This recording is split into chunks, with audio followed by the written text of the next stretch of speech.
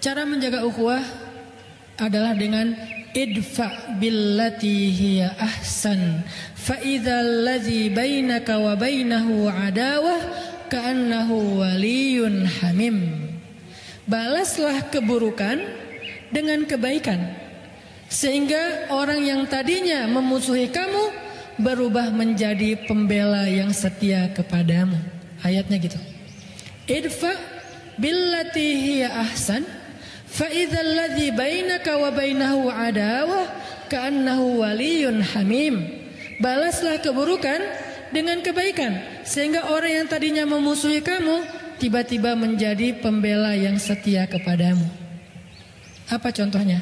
Contohnya perselisihan yang terjadi antara Abdullah bin Zubair dengan Muawiyah bin Abi Sufyan. Ada dua sahabat, dua-duanya hebat, keren. Cuman keturunannya beda. Abdullah bin Zubair ayahnya adalah Zubair bin Awam. Zubair bin Awam satu dari 10 sahabat yang dijamin masuk surga. Keren ya ayahnya ya. Anak seorang laki-laki yang dijamin masuk surga. Julukan Zubair bin Awam adalah Hawari Rasul, pembela Nabi. Orang yang sangat ngebelain Nabi. Ibunya Abdullah namanya Asma bintu Abi Bakar. Berarti Abdullah cucunya Abu Bakar. Asma adalah seorang perempuan yang pernah membantu Nabi dalam hijrah dengan membelah ikat pinggangnya. Satu dipakai untuk mengikat bawaan Nabi di onta, satu lagi dipakai untuk mengikat bajunya sebagai tali pinggang. Sejak saat itu Asma diberikan julukan, jadi dia punya nama apa? Julukan lah ya. Julukan itu kalau sekarang mungkin nama akun. Maka sejak itu nama akun itu kalau bahasa Arabnya kunyah. Jadi akunyah gitu, maksa. Jadi julukannya Asma adalah Zatin nitaqain, perempuan yang punya dua ikat pinggang. Itu pujian buat Asma. Ini adalah ayah ibunya Abdullah. Dan tahukah kita Abdullah siapa? Abdullah adalah sahabat Nabi, bayi yang pertama lahir di kota Madinah setelah Nabi hijrah. Bayi yang pertama lahir di kota Madinah setelah Nabi hijrah. Kenapa spesial? Karena orang Yahudi itu memantra-mantrai kaum muhajirin ketika mereka hijrah. Kata orang Yahudi, siapa yang berhijrah ke kota Madinah, kami kutuk, gak akan punya keturunan. Sehingga sahabat muhajirin galau. Jangan-jangan berhasil nih mantranya Yahudi. Kan Yahudi tuh banyak main sihir ya. Mereka kayak nakut-nakuti dengan mantra. Pokoknya orang-orang muhajirin gak akan ada yang punya keturunan.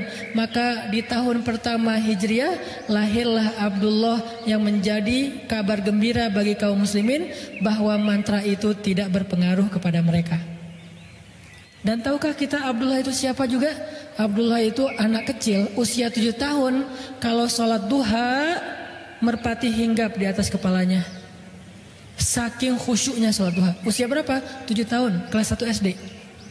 Ada nggak sekarang anak kelas 1 SD sholat duha di sekolah? Anak-anak duha ya bu, duha Allahu Akbar. Datang merpati? Nggak ada. Kadang-kadang kita dengan nyamuk aja keganggu ya. Apaan sih ini nyamuk, laler dan segala macam. Ini merpati, kok bisa sih merpati hinggap di kepalanya Abdullah? Saking lamanya sholat Abdullah. Dia kalau berdiri itu bisa sejam nggak gerak. Kalau kita masih gerak, merpati itu kan nggak langsung hinggap ya, dia kayak curiga dulu gitu kan. Ini benar nggak sih orang atau kayu? Pertama ngedeketin dulu, gerak dikit menjauh kan merpati gitu kan. Dia nggak terlalu jinak. Tapi saking Abdullah itu berdiri nggak bergerak sampai seolah-olah nggak berkedip, ngeliat ke bawah aja, khusyuk banget sampai merpati hinggap di atas kepalanya. Setelah lama baru dia rukuk sujud beres sholat, orang-orang kagum dan bilang, Abdullah, gimana ya cara sholat yang khusyuk kayak kamu sampai merpati hinggap di kepala? Apa jawaban Abdullah? Merpati yang mana? Dia nggak tahu kalau merpati di kepala dia. Kita nyamuk aja tahu. Dia merpati nggak tahu, saking khusyuknya dia sholat. Tapi orang sekelas Abdullah ternyata bisa baper juga. Itu tuh namanya insaniyatus sahabah, sisi-sisi kemanusiaannya sahabat. Jadi kalau kita pengen belajar dari sahabat, jangan yang sisi-sisi supernya doang. Kadang-kadang kita jadi putus asa. Ternyata mereka juga sama kayak kita. Kadang baper, ada yang bete, ada sahabat yang kikir, pelit, ada. Ditawarin surga nggak mau, ditawarin dunia mau, ada. Ada sahabat yang emosional, gara-gara emosi akhirnya mencela, ada. Nah, dalam hal ini Abdullah lagi baper sama Muawiyah. Siapa Muawiyah? Jadi kita udah tahu seberapa istimewanya Abdullah. Sekarang bandingannya Muawiyah. Muawiyah itu anaknya Abu Sufyan, yang paling semangat memusuhi Nabi. Bahkan dalam perang Uhud, Abu Sufyan itu banyak membunuh para sahabat. Walaupun secara fisik membunuhnya Khalid, tetapi di bawah komando Abu Sufyan. Istrinya Abu Sufyan, Hindun. Jadi ibunya Muawiyah, Hindun, perempuan yang pernah makan hati Hamzah. Sehingga julukan Hindun Akilatul Akbad, pemakan hati. Julukan Hindun Akilatul Akbad, pemakan jantung.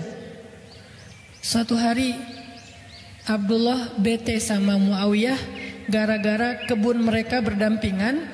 Terus ada pohon korma di kebunnya Abdullah jatuh ke kebunnya Muawiyah dan diambil sama pekerjanya Muawiyah. Dilaporin sama pekerjanya Abdullah. Akhirnya Abdullah marah-marah. Wah, zalim banget nih. Dikirimlah surat oleh Abdullah ke Syam. Waktu itu Muawiyah jadi gubernur di Syam. Abdullah jadi orang biasa di Mekah. Muawiyah jadi gubernur di Syam. Gubernur, pejabat. Dapat surat dari Abdullah. Tahu nggak isinya gimana? Ya ibna akilatil akbad, wahai anak perempuan yang pernah makan jantung. Marah-marah, mencela, menyebutkan nama ibunya Muawiyah. Wahai anak perempuan yang pernah makan jantung, kamu tuh nggak tahu diri ya. Pekerja kamu itu zalim kepada saya. Kamu memakan uang haram dan segala macam. Dicela habis-habisan. Membaca surat dari Abdullah, Muawiyah menitikkan air mata, sedih, disebut ibunya. Padahal Hindun juga udah taubat. Hindun juga setelah masuk Islam menjadi baik Islamnya. Islamnya Hindun luar biasa. Segitu-gitunya Hindun setelah dia masuk Islam, dia itu mujahidah loh. Yang membantu jihadnya sahabat luar biasa Hindun. Cuman di masa lalunya emang ngeri banget Hindun ini. Disebut sekarang kejahatan ibunya, padahal ibunya juga sudah bertaubat. Sedih Muawiyah. Tapi walaupun dia sedih dan kecewa, Muawiyah mencoba untuk idfa billatihi ahsan, balaslah dengan yang lebih baik. Akhirnya Muawiyah tulis surat balik. Bismillahirrahmanirrahim. Assalamualaikum warahmatullahi wabarakatuh. Ya ibna hawarir rasul, wa ya ibna dzatin nitaqain. Coba balasannya. Dimarahin oleh Abdullah dengan kalimat wahai anak perempuan pemakan jantung, tapi dibalas wahai anak seorang pembela Nabi, wahai anak seorang perempuan yang punya dua ikat pinggang. Dipuji orang tuanya oleh Muawiyah. Sehingga dia mengatakan saya nggak tahu kejadian itu. Saya akan minta penjelasan kepada pegawai saya. Kalau itu benar, saya akan kembalikan hakmu. Maafin saya ya, maafkan saya ya. Demi Allah saya nggak ada niat menyakiti kamu. Tapi di awalnya udah dipuji kedua orang tuanya. Abdullah membaca surat itu langsung beristighfar. Astagfirullahaladzim, saya udah dosa. Dia nangis juga karena dia ngerasa bersalah. Langsung dia ambil ontanya, dia menuju ke Syam. Dia pergi ke Syam dari Mekah. Sampai di Syam, dia langsung menemui Muawiyah. Dia peluk Muawiyah. Dia katakan, wahai Muawiyah, balas saya dengan kata-kata yang sama. Kata Muawiyah, kami bukan orang yang diajarkan untuk mencela. Makin terpukul Abdullah. Padahal kan secara kualitasnya Abdullah ini lebih dahsyat ya. Ibadahnya dahsyat. Orang tuanya orang-orang hebat. Kakeknya itu Abu Bakar As-Siddiq. Tapi dikatakan kayak gitu oleh Muawiyah, seolah-olah dia diajarkan sesuatu yang dia udah lakuin itu. Kami kaum yang tidak tahu cara mencela, kata Muawiyah. Kami nggak ngerti gimana cara mencela. Jadi jangan suruh kami mencela. Wahai Muawiyah, balas cela saya. Nggak ngerti gimana cara mencela.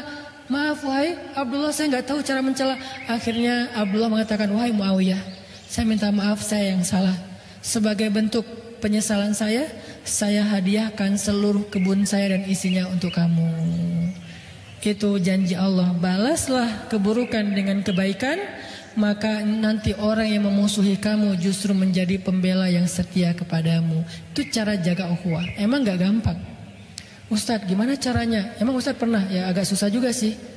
Saya juga lagi belajar, semua kita belajar ya. Kadang berhasil, kadang belum. Ada kasus yang saya udah berhasil kayak gitu. Kalau sekali berhasil kayak merasa paling baik gitu ya. Wah, saya ternyata orangnya baik juga ya, gitu kan ya.